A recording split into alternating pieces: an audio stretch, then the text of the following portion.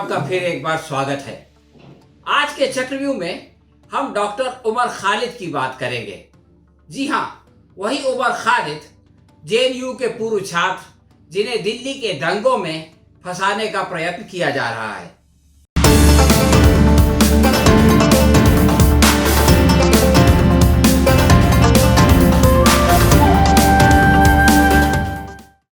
दोस्तों, आज हम आपको बताएंगे कि डॉक्टर उमर खालिद को क्यों गिरफ्तार किया गया।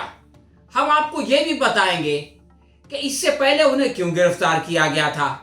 हम आपको उनका वो भाषण भी सुनाएंगे जिसके आसपास ये षड्यंत्र रचा जा रहा है, ताकि आप खुद ये फैसला कर सकें कि वो एक देश का शांति प्रिय नागरिक है या दंगाई। आखिर में हम आपको बताएंगे कि डॉक्टर उमर खालिद आखिर चाहते क्या हैं, ताकि आपकी समझ में ये बात आ सके कि उनको क्या परेशानी है, सरकार को उनसे क्या परेशानी है, और इससे आप ये निर्णय ले सकें कि आपको किससे क्या परेशानी होनी चाहिए। आगे बढ़ने से पहले आइए ये देखें कि हमारे देश के एक प्रसिद्ध चैनल ने, जिसके मालिक को पद्म श्री का पुरस्कार भी मिल चुका है, उमर खालिद की गिरफ्तारी का समाचार कैसे दिया। और जागो इंडिया की शुरुआत इस वक्त की सबसे बड़ी खबर से। दिल्ली दंगा मामले में पुलिस ने बड़ी कार्रवाई करते हुए जेएनयू के पूर्व छात्र नेता उमर खालिद को गिरफ्तार कर लिया। पुलिस के स्पेशल सेल ने दिल्ली दंगों की साजिश रचने के आरोप में उमर खालिद को गिरफ्तार किया। उमर से करीब 11 घंटे की पूछताछ के बाद कल देर रात दिल्ली पुलिस ने उसे गिरफ्तार कर लिया। उमर खालिद पर यूएपीए के तहत कार्रवाई की गई है। आपने सुना कि किस तरह इस चैनल ने उमर खालिद को एक रावण बनाकर पेश कर दिया।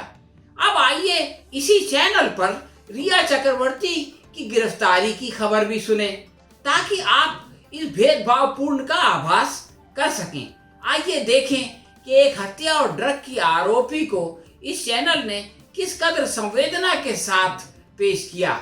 आइए देखें कि श्री रजत शर्मा को रिया चक्रवर्ती से कितनी हमदर्दी है। मेरी कल रात पर करवटें बदलती रही, ठीक से सोई नहीं। वो रात 11 बजे तक रिया अपनी बैरक में चहलकदमी करती दिखाई दी। रात 12 बजे के बाद रिया ने अपना बिस्तर लगाया। रिया को जेल में एक चटाई, एक चादर और एक बिछौना मिला है।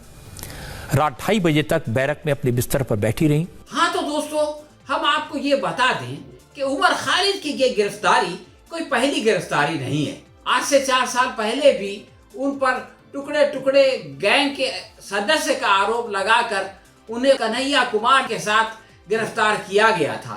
लेकिन जब गृह मंत्रालय से पूछा गया कि क्या इस देश में कोई टुकड़े टुकड़े गैंग है, तो अमित शाह के गृह मंत्रालय ने पार्लियामेंट के अंदर ये जवाब दिया कि इस देश में ऐसा कोई गैंग मौजूद ही नहीं है। जब टुकड़े टुकड़े गैंग मौजूद ही नहीं है, तो उसका आरोप लगाकर उमर खालिद और कन्हैया कुमार जैसे लोगों को पकड़ना, उनके ऊपर मीडिया ट्रायल चलाना और उनको जेल में डालना, ये किस कदर नाइंसाफी है, इसका अंदाजा आप खुद कर सकते हैं। लेकिन जब उमर खालिद से पूछा गया कि सरकार ये कह रही है कि इस देश में कोई टुकड़े टुकड़े गैंग नहीं है, तो उन्होंने जवाब दिया कि सरकार गलत कह रही है। इस देश में एक टुकड़े टुकड़े गैंग है जिसका नाम संघ परिवार या बीजेपी है। वो इस मुल्क को टुकड़े टुकड़े कर रहा है, यहाँ के लोगों को बांट रहा है, उनके बीच में घृणा और नफरत पैदा कर रहा है। इसलिए ये कहना पूरी तरह सत्य नहीं है कि इस देश में कोई टुकड़े टुकड़े गैंग नहीं है, परंतु मीडिया जिसको टुकड़े टुकड़े गैंग कह रहा है वो टुकड़े टुकड़े गैंग नहीं है, बल्कि मीडिया जिसको बचाने के लिए टुकड़े टुकड़े गैंग का नारा बुलंद कर रहा है, वो दरअसल इस मुल्क का टुकड़े टुकड़े गैंग है।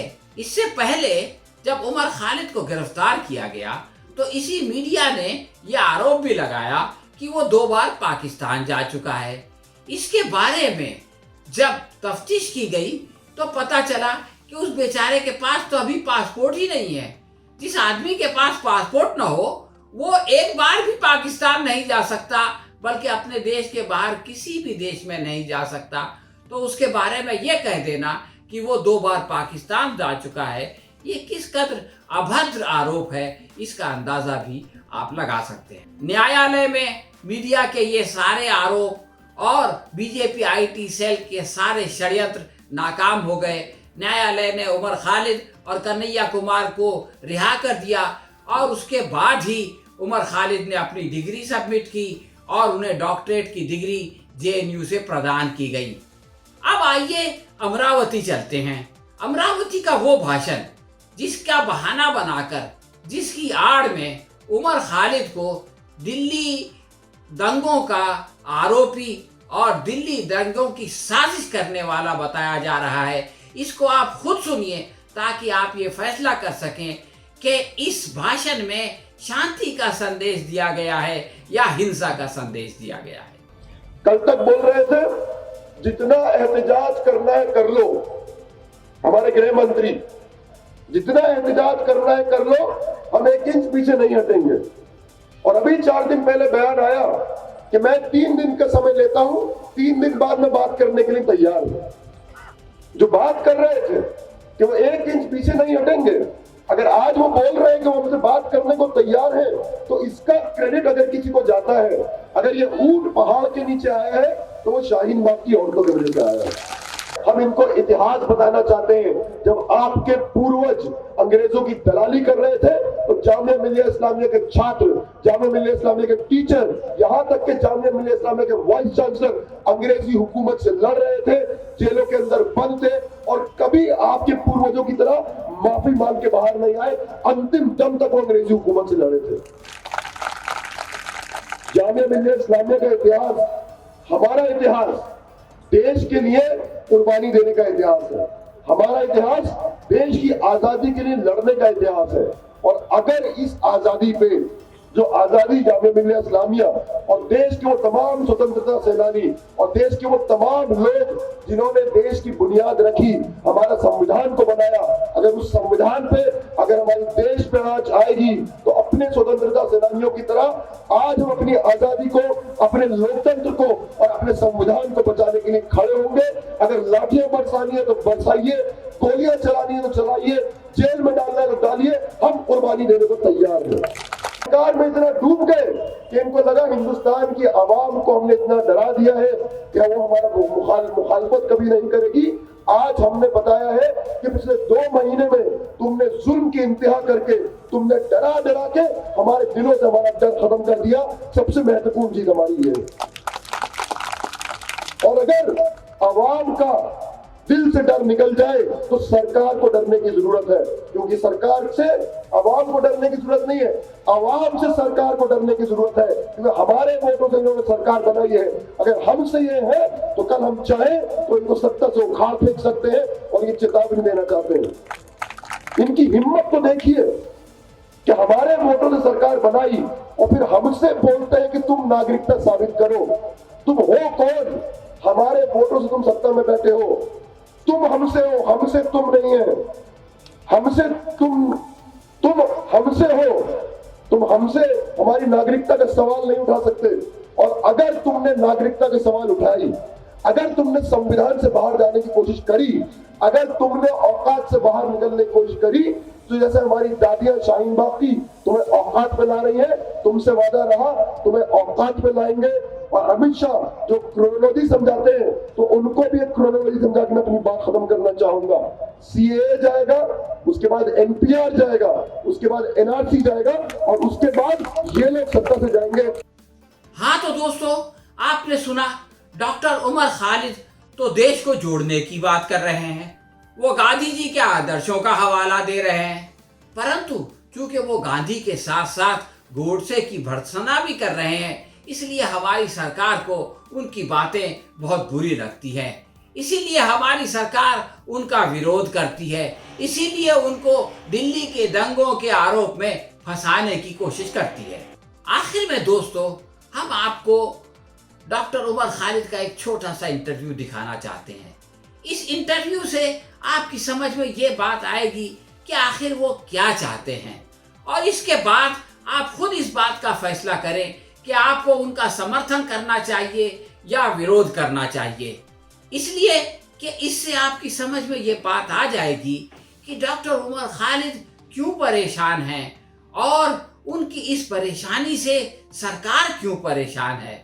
तो दोस्तों, इस वीडियो को सुनिए और इसके बाद आप हमारी नहीं खुद अपने मन की बात सुनकर फैसला करें कि आपको उमर खालिद के साथ क्या मामला करना चाहिए। लेकिन ऐसा तो नहीं है अगर मैं हिंदुस्तान में पैदा हुआ तो मैं दुनिया भर के अंडर प्रिविलेज्ड तबकों के लिए लड़ सकता हूँ। मैं जहाँ हूँ मैं वहीं लड़ सकता हूँ और मेरे हिसाब से वही मेरी मातृभूमि के लिए प्रेम है। जिस जगह में पैदा हुआ उन लोगों वहाँ जिन लोगों के खिलाफ अन्याय हो रहा है उनके न्याय के लिए मैं लड़ूंगा। ये मेरे हिसाब से पेट्रियाटिज्म है। और वो राष्ट्रवाद जो लोगों को एक दूसरे से लड़वाता है, लोगों को झांसा देता है, बहुत एब्स्ट्रैक्ट में बात करता है। अगर आप आज देख लीजिए, आज टीवी डिबेट को उठा के देख लीजिए, सबसे बढ़िया एग्जांपल आपको मिल जाएगा। हर रात में हिंदुस्तान पाकिस्तान, हिंदुस्तान पाकिस्तान, पाकिस्तान के साथ युद्ध पे जाना चाहिए, ये करना चाहिए। एक चैनल है रिपब्लिक टीवी, वो इस चीज़ को ऑलमोस्ट मुझे लगता है वॉर रूम, उनका स्टूडियो ही वॉर रूम है। अब बात यह है कि अगर पाकिस्तान के साथ युद्ध होता है तो जो स्टूडियो में बैठा है कि वो युद्ध लड़ने जाएगा? लोगों को पता नहीं कि वो चैनल आर्म्स डीलर से फंडेड है। आर्म्स डीलर उस चैनल को फंड करते हैं और उनको पता है कल को युद्ध हो गया। वैसे तो युद्ध होगा नहीं हिंदुस्तान पाकिस्तान में, इस बात का मुझे पूरा भरोसा है, क्योंकि जब तक अमेरिका नहीं चाहेगा हिंदुस्तान पाकिस्तान में युद्ध हो नहीं सकता और अमेरिका भी चाहेगा नहीं कि साउथ एशिया में युद्ध का माहौल रहे। जैसे आपने पिछले सवाल में पूछा था, उसको यहाँ साउथ एशिया में बाजार दिखता है और वो बाजार अपना बाजार को सुनिश्चित करना चाहेगा। लेकिन इन चैनलों को पता है कि अगर युद्ध होता है तो आम आवाम को बहुत बदहाली सहनी पड़ेगी, बहुत सारे सैनिक शहीद होंगे, प्राइस राइस देश में चीज़ों के दाम बढ़ जाएंगे। लेकिन उनको ये पता है कि उनका प्रॉफिट बहुत होगा। तो उनको देश से प्रेम नहीं है, उनको पैसे से प्रेम है। और वो देशभक्ति का जो बिजनेस चलाए हुए हैं, वो हम लोगों को ये बात कहीं या इस बात तक ना पहुंचे कि जो एसी के स्टूडियो के अंदर बैठ के जो ये बात कर रहा है वो कितना कमा रहा है। 4 साल में जो कुछ इस सरकार ने किया और जितने सवाल आज उठ रहे हैं, वो नहीं चाहेगी कि वो भीड़ एक कॉन्शियस पॉलिटिकल मास में डेवलप हो, जो सवाल उनसे पूछे। और समाज में जो सामाजिक और आर्थिक संकट है, वो नहीं चाहिए कभी उनके लिए राजनीतिक संकट बने। तो इसीलिए बहुत आसान है कि कुछ और मुद्दों पे उस भीड़ को इकट्ठा कर दो और उस भीड़ का बस डायरेक्शन बदल दो, और यही काम किया जा रहा है। और इस चीज़ पे आई थिंक हमारा सबसे इंपॉर्टेंट आज, मतलब लोग कई बार लोग सवाल पूछते हैं 2019 में क्या होगा, 2019 में क्या होगा। मैं लोगों को रोकता हूँ, बोलता हूँ पहले ये सोचो 2019 तक क्या होगा। बिकॉज जो उन्माद आज ये नहीं चाहेंगे कुछ सवालों पे चुनाव लड़े जाएं जिन सवालों पे 2014 में चुनाव लड़े गए थे। मतलब भारतीय जनता पार्टी और भारतीय जनता पार्टी के नेता और उनके पीछे आरएसएस एक कम्युनल ऑर्गेनाइजेशन है, वो इस बात को कभी छुपाते नहीं है। लेकिन 2014 से पहले उन्होंने एक मुखौटा पहना था, विकास का मुखौटा पहना था, अच्छे दिन का मुखौटा पहना था, बहुत सारे वादे किए थे। अब वो नहीं चाहते 2019, वो चाहते नहीं, मतलब उनको ऑप्शन नहीं है। अगर आप उन सवालों पे लड़े तो आपको मतलब हर तरफ से आपको पराजय ही मिलेगी। अब वो दूसरे मुद्दों पे चुनाव लड़ना चाहते हैं और वो क्लियर हो गया है। मतलब पिछले कुछ दिनों में, मतलब आप बस 9 बजे टीवी उठा के देख लीजिए, जो इनके जितने चैनल हैं जो इनकी वाहवाही करते रहते हैं, उस पर आप डिबेट उठा के देख लीजिए। मतलब कि एक मौलाना को उठा के ले आएंगे, एक किसी और को उठा कर ले आएंगे। मतलब पहले तो आपने एंकर को भी भाड़े पे लिया है, अब आपने गेस्ट को भी भाड़े पे ले लिया है, और फिर आप वो हिंदू मुस्लिम करते रहेंगे। तो इनकी कोशिश यही रहेगी और भीड़ के सहारा हिंसा करी जाएगी, और ये बहुत ही खतरनाक है। मतलब ये हमारे देश की परंपरा नहीं है। हमारे देश की परंपरा भाईचारे की है। मतलब हमारे देश में अन्याय भी रहा है, लेकिन एक भाईचारा भी रहा है, और उस अन्याय के खिलाफ लड़ने वाला भी। मतलब राम प्रसाद बिस्मिल और अशफाकुल्ला खान तो साथ में गए थे ना फांसी के फंदे को चूमने के लिए, उनको कोई नहीं बांट पाया। बांटने की बहुत कोशिश करी गई थी उनको भी उस समय, लेकिन नहीं बांट पाया। तो आज हमको कैसे बांट देंगे ये नेता, ये हमको सोचने की ज़रूरत है। हाँ तो दोस्तों, आपने उमर खालिद की ये वीडियो भी देख ली। आपको अंदाजा हो गया होगा कि सरकार जिसको डराने की कोशिश कर रही है वो डरने वालों में से नहीं है, बल्कि सच्ची बात तो ये है कि सरकार खुद उससे डरी हुई है। इसलिए ये सारी साजिश, ये सारा षड्यंत्र रचा जा रहा है। लेकिन जो लोग निडर होते हैं उनको कोई भी डराने में कभी भी कामयाब नहीं हो सकता। तो दोस्तों, ये थी हमारी आज की समीक्षा। आपको कैसी लगी हमें कमेंट बॉक्स में लिखकर बताएं। अगर आपको पसंद आई हो तो अपने दोस्तों में इसे शेयर करें और लाइक करें। हम बहुत जल्द किसी नए विषय के साथ आपकी सेवा में फिर उपस्थित होंगे। तब तक के लिए अनुमति दीजिए। धन्यवाद, शुक्रिया।